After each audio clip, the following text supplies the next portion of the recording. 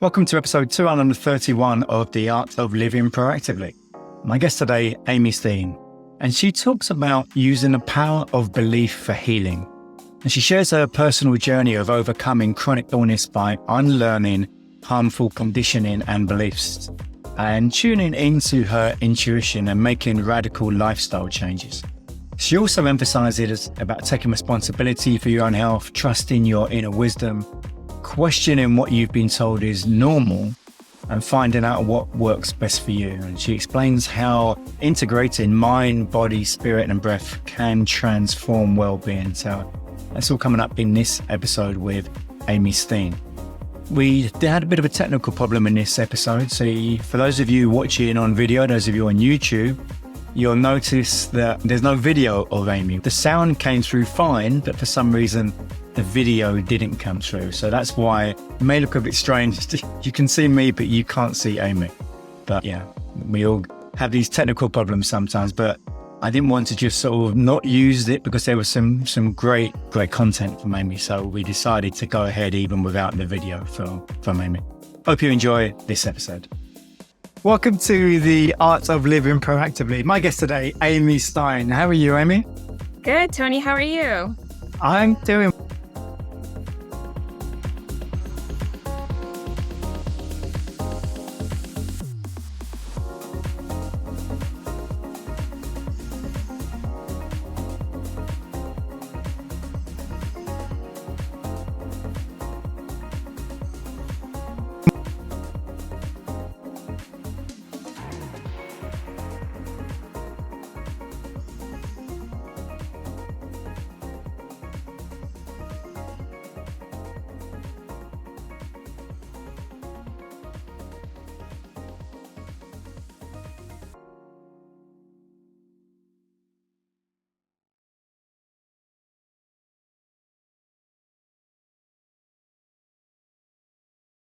well, and we're in the Big Apple today.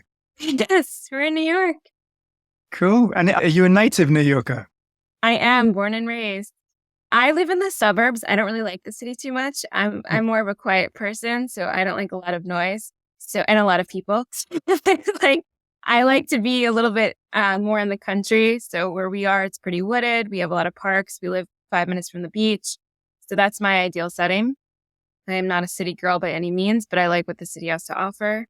But we prefer living out in the country. So if I asked you the question, who is Amy? How would you reply to that? I'm a rebel. I'm a change maker. I'm a person I like a lot better now than I used to be in my earlier life. I'm a person who speaks their truth and helps other people to be able to speak their truth and live their best life. And so how did that come about? So you talked about you help people speak their truth. What's the origins of that? So it speaks from basically childhood for me, in that growing up as a kid, I could see things and hear things and feel things that were not real, right? So we're taught in our society that if you can't see it, it doesn't exist. It's not real. And so when I would speak to my parents and teachers, about what I was feeling, about how I didn't want to eat a certain food, or I didn't want to, go a certain place or be around a certain person, I was labeled as too sensitive. I was difficult. I was a kid that was constantly complaining, made a lot of excuses. And so I learned from a very early age that I was different from everybody else. And it didn't feel good because in our society, we're taught that you need to fit in and you need to be like everybody else. And if you're different, that's bad. And so I conformed myself and I ignored that part of myself, my intuition that had been speaking to me. And I kind of ignored it for about 20 years. And then I was working with chronic pain patients at a big university here. And they were geriatrics, but I was in my, mid to late 20s and I was resembling them. And I thought there's something going on here.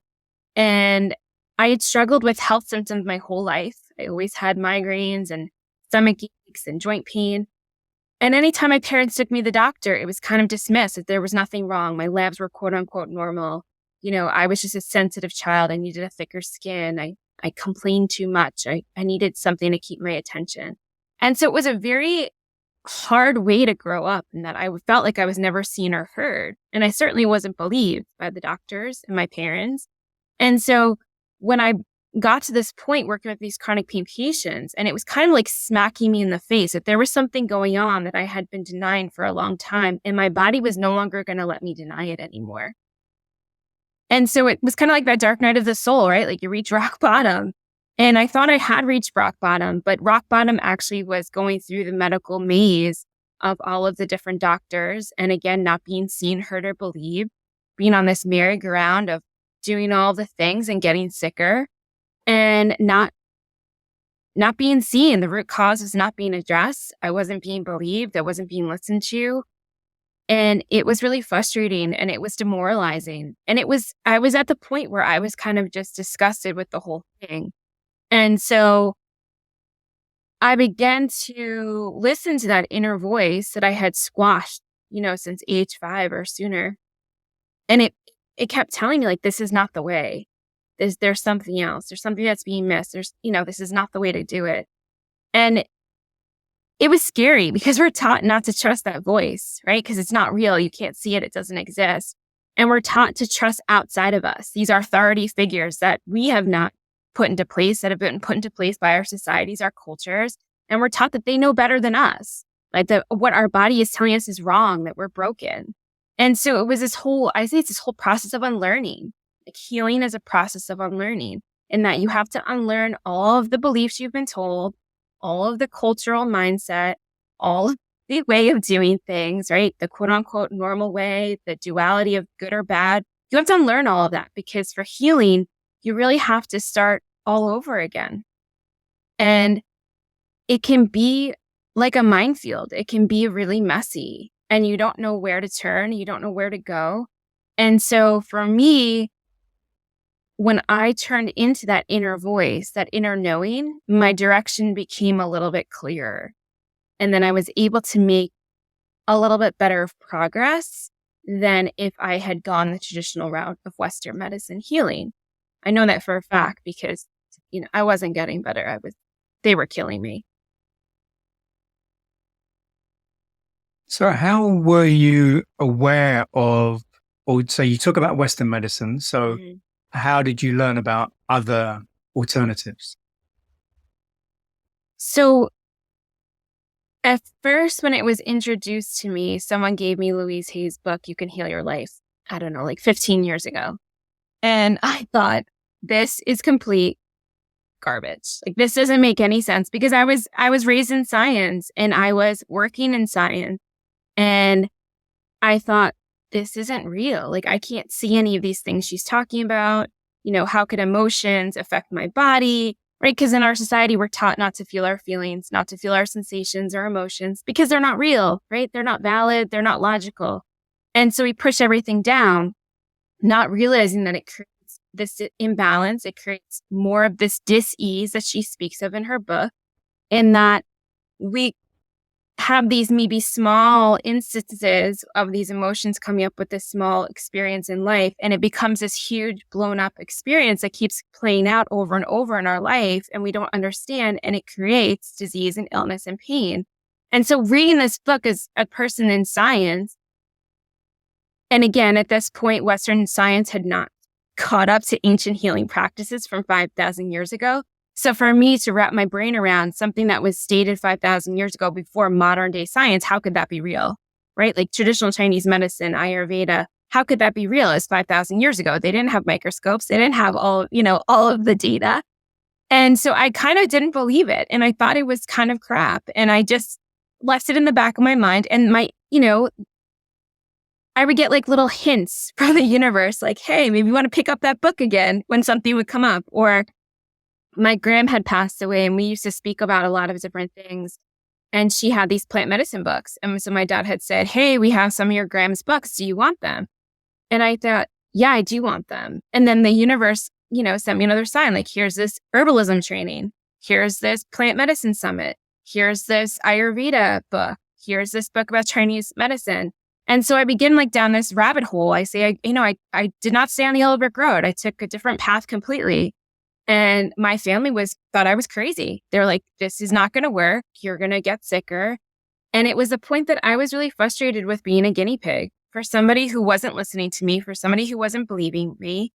And I thought, I'm going to do it my own way. And if I die, I'm okay with that. Like I've made my peace with that, right? I wasn't scared of dying. And I think in our society, that's the problem is like, we're scared of dying, right? We keep people alive much longer than they intend to be alive. And I don't mean to sound harsh when I say that, but when people say, well, we live a lot longer now, but are we healthy? Right? So yeah, you might live a lot longer now, but are you actually healthy? No. The majority of people are on multiple medications. They're miserable. They're in lots of pain. They have lots of conditions and diseases, and they're just numb from the neck down. Just, it's like Groundhog's Day, doing the same thing over and over again. So to me, that's not wellness. That's not happiness. That's not health. Yep. And so I was okay with like not completing the rat race. Like I was like, hey, if I don't complete it, I'm okay with this. And I think that was really hard for people around me to accept. And it was something that like kind of just, I was okay with it because I was so miserable. I was so sick. I had no quality of life. I had lost like pretty much all of my friends. I was spending incredible amounts of time either in bed or in the bathroom. And I was sick of going to all the doctors. It was exhausting and it was demoralizing and I didn't want to do it anymore. So if there's another way, I'm willing to try it. Right. And I think that that's the lesson in that is that it doesn't have to look one way for everybody. Like you get to choose what's best for you. You're the person that's living inside this body, right? Not the doctor, not your parents, not your mate, not your friends, not the person who's trying to help you. Like you are that person. So if something doesn't feel right to you, trust that. And we've gotten away from that. But that's how humans have lived for thousands of years. Humans have lived for thousands of years using plants for medicine, for food, for intelligence, respecting Mother Earth. And we've gotten away from that in that we just respect her. We abuse her. We don't revere her. We don't have ritual. Yeah. We don't have that same appreciation for the intelligence that exists within her also exists within us. And so because we've gotten so disconnected from that, we're disconnected from ourselves. Mm-hmm. So once you had that realization, it sounds like you went back to the book and then you're starting to think very differently. And now you're realizing, maybe this book's not wrong. So your whole kind of thought processes are changing. So what happened next? I'm guessing you read the book again, but then did you deliberately go out to China, India, or wherever? Or what happened next? No, I was not well enough to even. So a lot of my doctors were in Manhattan. And at that point, I couldn't even make the trip, the 3-hour round trip to Manhattan. I wasn't even able to drive myself locally to doctors. My mom was taking me to all of my appointments. So basically what it was a very radical shift in that I basically threw everything out in my house. Any personal care products that had chemicals in them, any cleaning products that had chemicals in them. We started filtering our water. We started filtering the inside air. We cleaned up all the electromagnetic frequencies that, it was like a whole learning process that my husband and I had to learn on our own because there was no one there to help us. And there was no one there saying, do it this way. So that's the thing is like a lot of times with healing, someone will say to do it a certain way. Like I still have a lot of issues with mold. I live on an island. Like I'm not getting away from mold. And, majority of buildings are sick buildings. They have mold. And so I was constantly getting re-triggered. So when you say there that you and your husband, so had your husband completely bought into this? Or was he a little bit unsure? Or was he 100%? Oh, he was totally, he even to this day. So we're like 15 years in. And my husband, to this day, still thinks some of the things I do are a little wacky. Like he's like, oh, you're going to do this thing around the property and cleanse your plants. I'm like, yeah, because I use these plants to make herbal products and I'm going to cleanse them with the smudge sticks I've made from the mugwort that grows on our property because it's protective and all this. And he's like, uh-huh. And then I'll say like, leave the dandelions. They're great. They fertilize, and they're good for the bees. And he's like, they're a weed. So, again, he's come a long way. I want to give him props and that he has come a long way. But in the beginning, he was miserable just as much as I was because literally we got married and I just became disabled and I couldn't do anything. We had no quality of life and he couldn't take me to the doctors. He didn't want to take me to the doctors because he was so angry. And so it was very disjointed in that I did not think we were going to stay married, to be perfectly honest, because it's extremely hard on a marriage if you've been married 10 years, we literally had just gotten married. And I had had issues before we got married, but they were not to the point that they were after we got married. And the thing is that I moved into the house we bought, which was a sick house. It was filled with mold. And I knew that when we looked at it. And because I'm not 20% of the population highly sensitive, that my senses are, heightened, which again, back in the day was revered because I kept us safe. I was the medicine woman. I was the one that knew weather was moving in. But in modern day society, people don't believe you. Like, you're crazy. You know when the rain's coming? Yeah, I know when the rain is coming. I know if there's mold in this building. I know that there's electromagnetic frequencies that are bad, right? So he was like, this is insane. How do you know all these things? But with living with me, when I could predict something and then he's an engineer and he could figure it out logically and know that I was right, I started to gain his respect. And he was like, oh, my wife's not crazy. Like, she actually does know what she's talking about. I don't understand how she feels it. But he then became sick with tick disease. And so now he kind of understands what I've been living with for 15 years in that his is much less than mine, but you never understand what someone's going through, even if you live with them. And I think it's important to know that for people who are in this situation and they're married or living with somebody who is not sick, it's very hard to explain to somebody what it feels like because every day still is different for me. Like, I still contend with a lot of different things.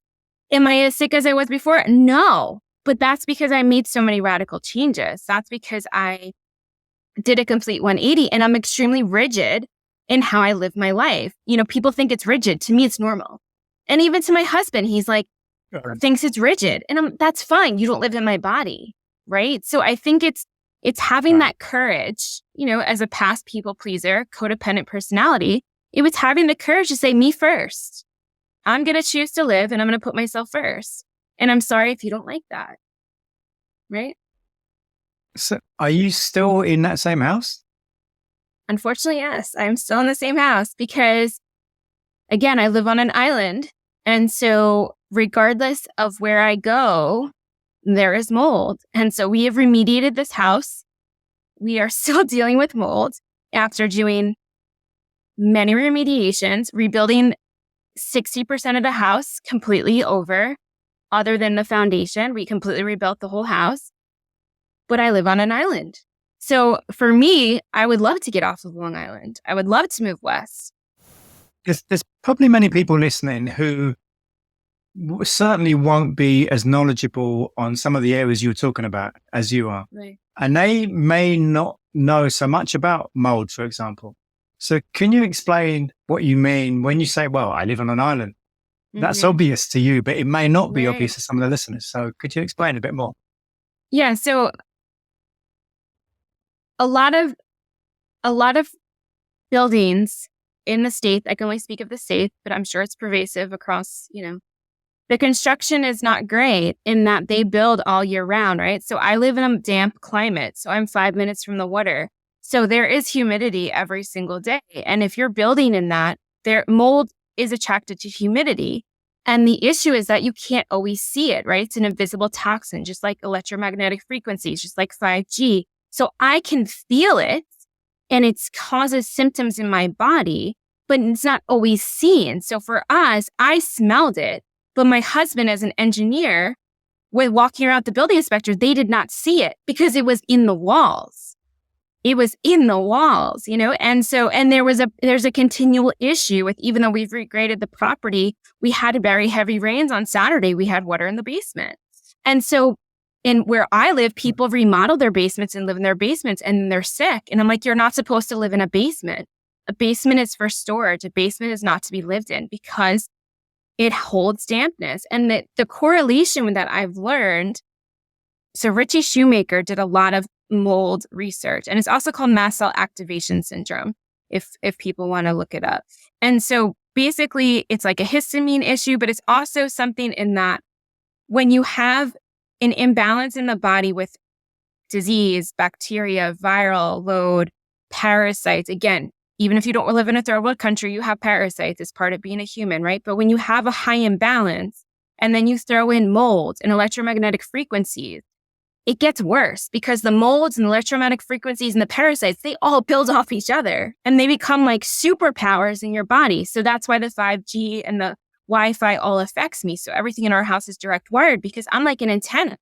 And then you throw heavy metals in, like we live in an extremely toxic world where you're being polluted constantly. Outside, there's chemtrails, your water. I don't care what you think. If you live in the United States, you don't have clean water. Like even if you don't live in a third world country, your water is still polluted. And so, people eat out of plastic. They eat artificial food. They go to a drive-through. Like they don't eat real food, right? So there's no energetic frequency to that. Our body is electric. Our body is water.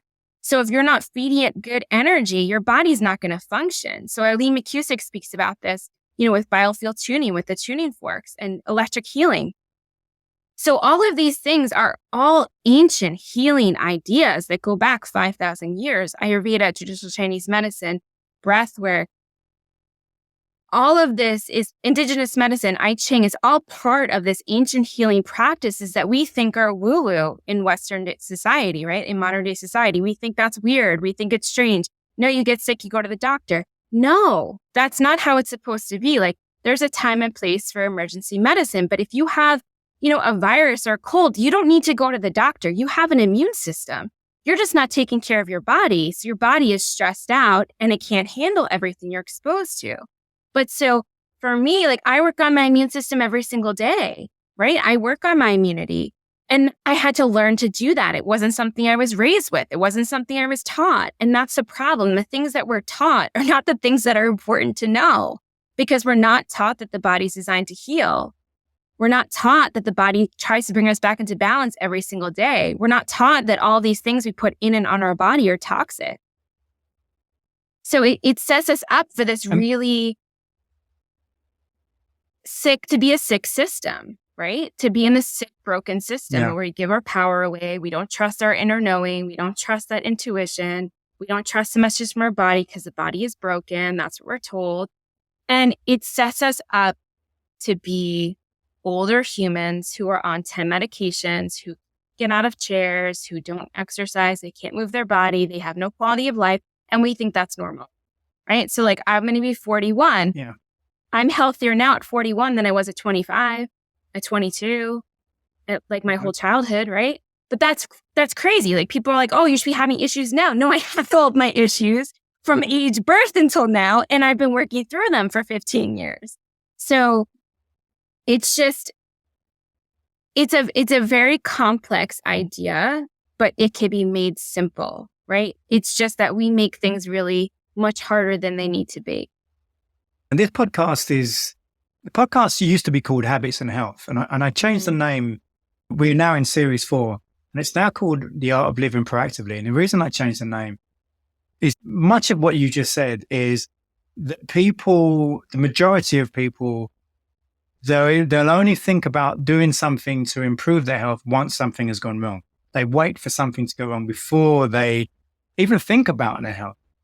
And it's just, I don't know, to me, it seems like a very strange way of going about things, but that is the norm. And that's what we've been conditioned to think, it seems like.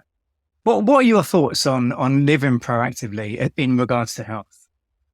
Yeah, absolutely. I agree with that 100% because, we've all been there and done that. And unfortunately, you don't learn better until you experience, right?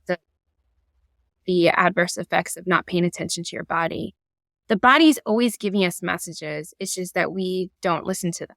And so then the body has to get louder with his messages. So by the time I was listening to my body, I was like 27, my body was screaming. It shut me down. It was like, you are not going to leave your bed, your house, your whatever, right? And so I thought, what happened? Like to me, it happened overnight. What happened? I don't understand. I got married, I moved into this house and now I'm dying. And that's not what happened. My body had been giving me messages all along. Right? And that's the thing. I think people don't realize when they get pain, that's a sign, that's your body giving you a message. It is giving you pain to tell you something. But most people just simply take a painkiller and that's the end of it. Right.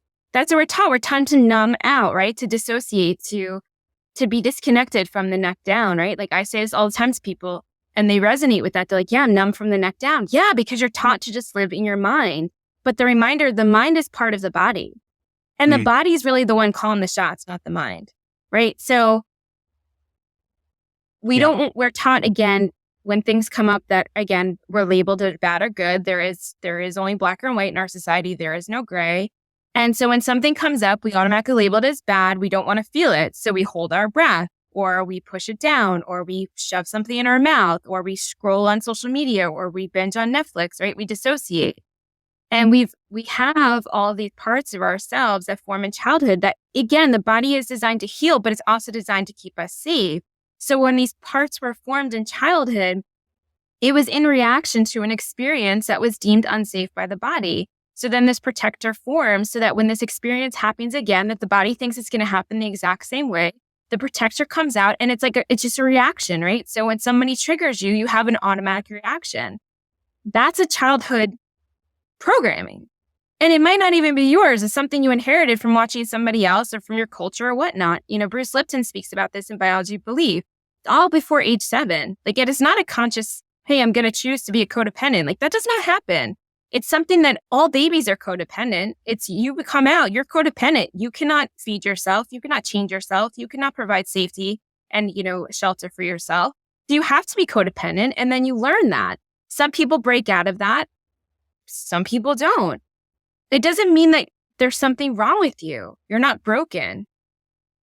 When you say some people break out of that, it's how, for many people, they're just not aware of that conditioning. And so it will take something momentous, as in a very bad episode with health maybe, or some major change to their life for them to have that realization about the conditioning. Because many people, I think, aren't even aware of that conditioning.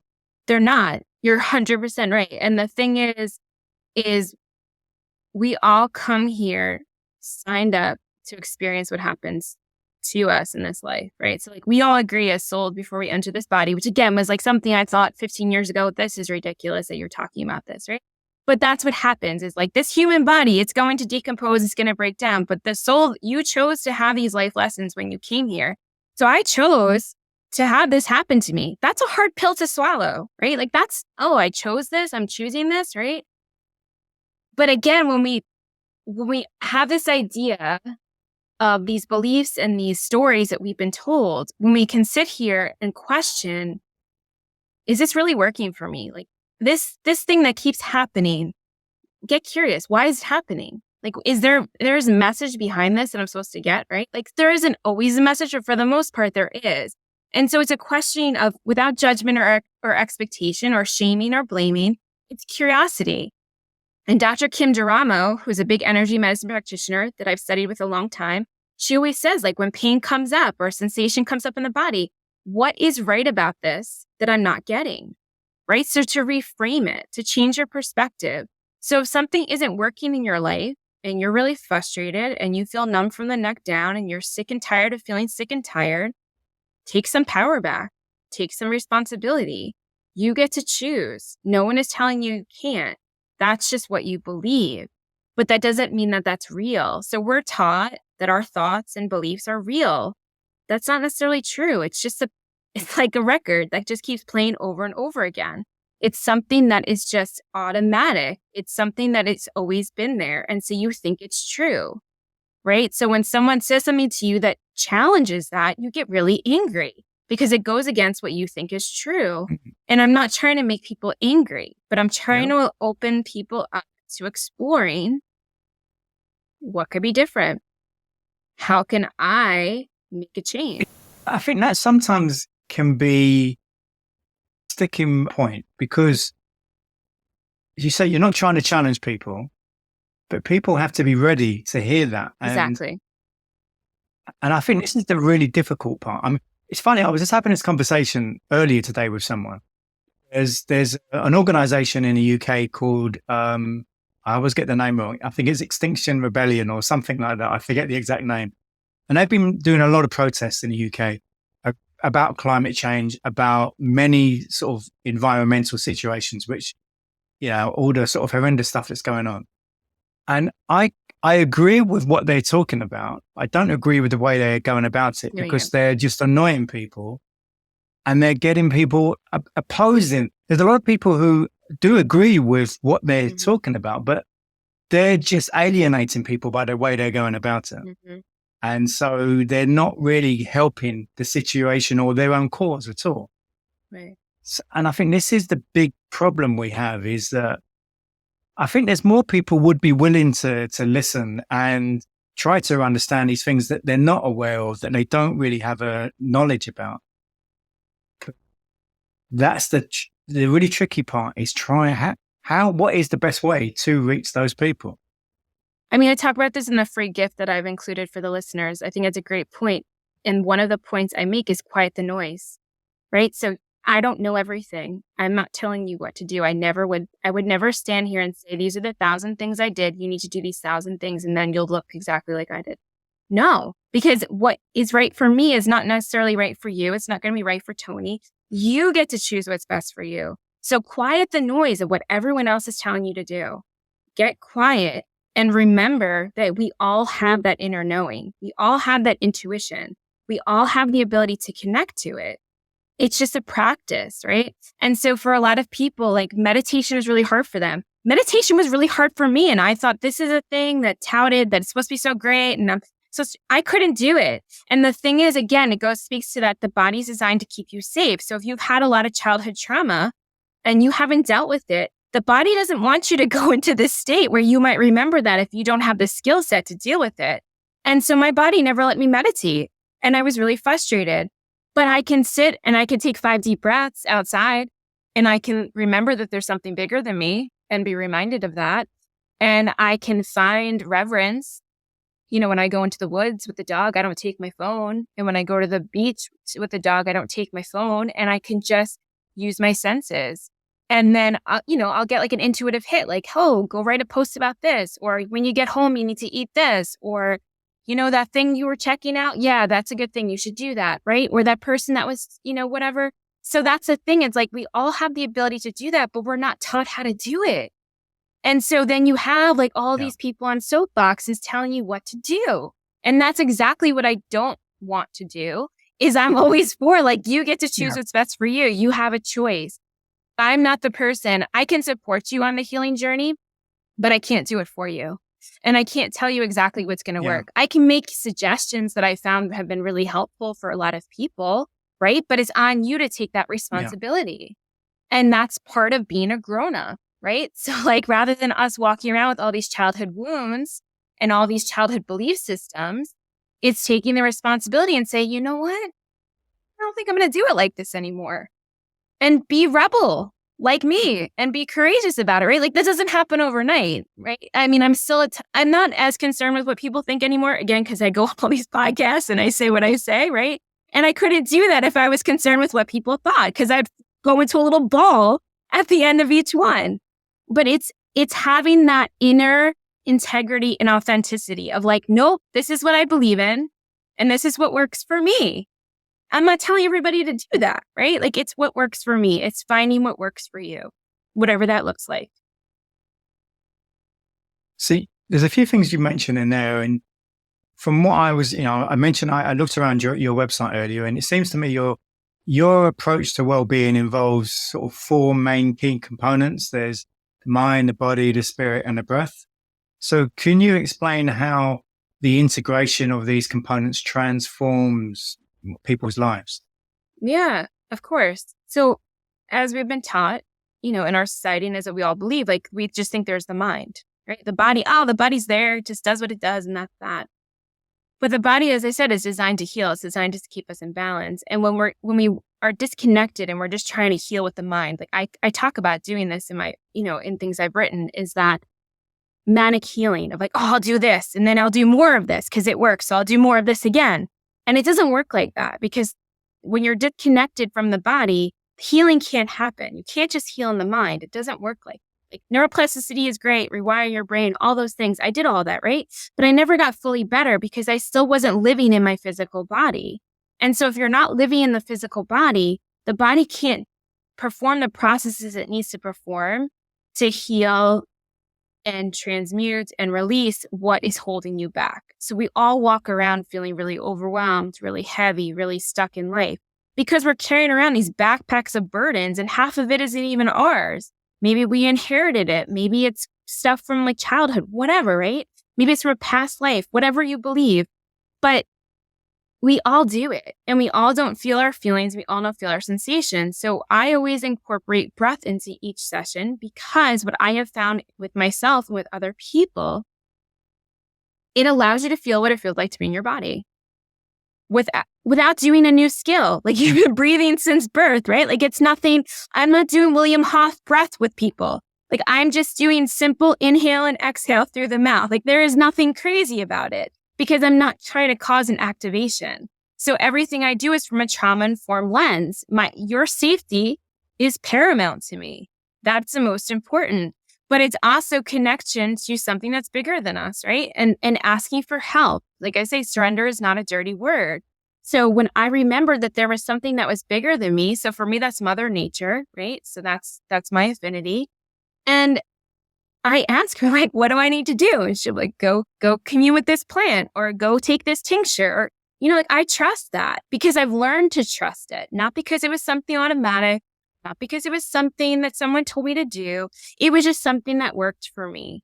But when you combine all 4 of those aspects, you get whole body healing on all levels: emotional, spiritual, mental, physical, energetic.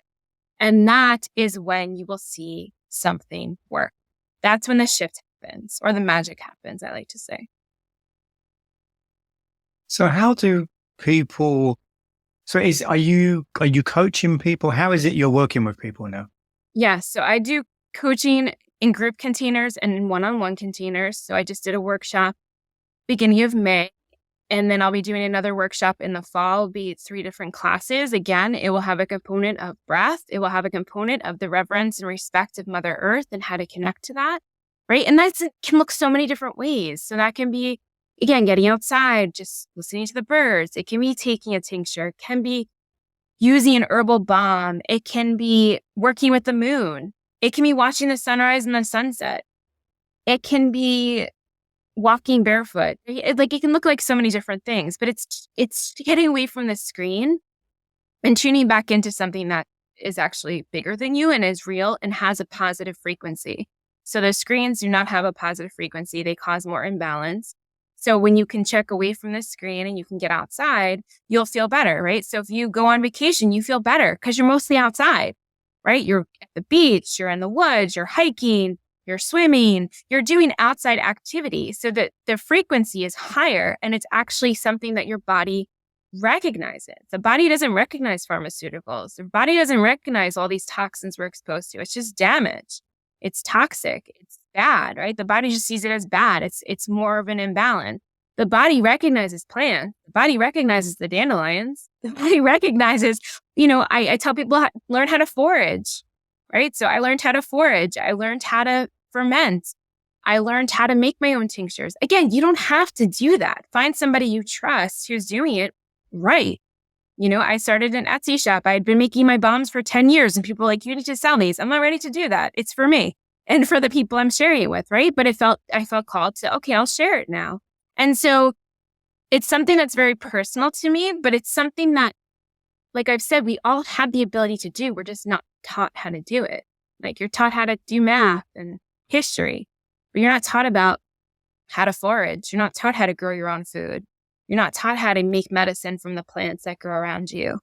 And 9 times out of 10, when someone tells me they have an issue, I'll say the weed that's growing in your backyard will address that problem. 9 times out of 10, I'll put money on it because Mother Nature purposely put those plants there for a reason. But we don't respect it. We spray it with chemicals and toxins and, we want to eradicate it. And what we're doing is we're creating more ill health in our own body by doing that. If people want to find out more about you, where are the best places to look? Well, they can grab the free gift that's included in the notes, and they can also go to mindbodyspiritbreath.com. Okay. And are you active on social media at all? I have a YouTube channel. It's Amy the Amateur Herbalist, where I do foraging and cooking and gardening. And then the same name for Facebook, it's Amy the Amateur Herbalist. And I share, recipes on there as well. I also share a lot of this information about toxins and chemicals and energy medicine and energy healing. You mentioned blog posts before, so you do a regular blog? Yes, I do a regular blog on my website, and I also do some free writing through other affiliations. But for the best is to go to the Mind, Body, Spirit, Breath. All the blog posts are there. One of the questions I always ask guests is about books and books that have really made you think, that have really changed your thoughts maybe, or you really impacted you in some way. Mm-hmm. So I believe you've got a couple of books that have had that kind of effect on you. I've got a whole bookshelf of books, but yeah, I mean, I definitely am a person that has a lot of books that have made a difference. So yeah, the first book again that someone gave me was "You Can Heal Your Life" by Louise Hayes. You can look up any symptom that you're having, and she'll tell you the affinity to the body part, the emotion that's not being expressed, right? I've also included an e-journal as a free gift, and it has a feeling wheel in it because a lot of times we don't understand all the different emotions that we can express. And so that's a great idea to just go through it on a, daily basis or weekly basis. Hey, what am I actually feeling? Look at the feeling wheel, like rather than just blanket overwhelmed or anxiety, right? Like what actual emotion are you feeling? And then where does it correlate to in your body? And connect it to that correlation, right? It's not just this random thing. The other book that I found really impactful was How to Heal Yourself and No One Else Can by Amy Stein. And she's written a few different books. She also includes energy medicine and tapping in her book. And so if you're new to that and don't know what that is, that's a great book that has everything in it. So that's one I recommend a lot. And finally, Amy, is there a quotation that you particularly like? There is. So from Light is the New Black by Rebecca Campbell, I read this a lot of times to people, is your soul has all the answers. The only way to hear them is to go within. Because that's what it is. Like you have it all inside of you. You just have to access it. Can you remember when you first heard that? I don't know. No, I don't, to be honest with you, because I read like 5 different books at a time. And I've had this book for probably 5 years. So maybe 5 years. But it's something that I really believe, and my intuition is only heightened the more I've done these inner practices. And at first it was really strange and I didn't know what to do with it. But now when I don't have it, I'm like, oh, I kind of missed that. So when I can feel when I'm out of alignment, when that doesn't happen. Well, Amy, it's been a real pleasure speaking of you. And hopefully some people will maybe start to think about some of the things you said and maybe consider, are they subject to conditioning which they hadn't previously thought about? Who knows? You never know. It may be the right time for a couple of people who are listening. Never too late. So thanks, Amy, and I hope to speak to you again sometime. Thanks, Tony. Next week is episode 232 with Dr. Michael Turner. He provides personalised approaches including hormones, sleep, recovery, nutrition, supplements and exercise to help people achieve their optimal state of health, which he calls genuine caring.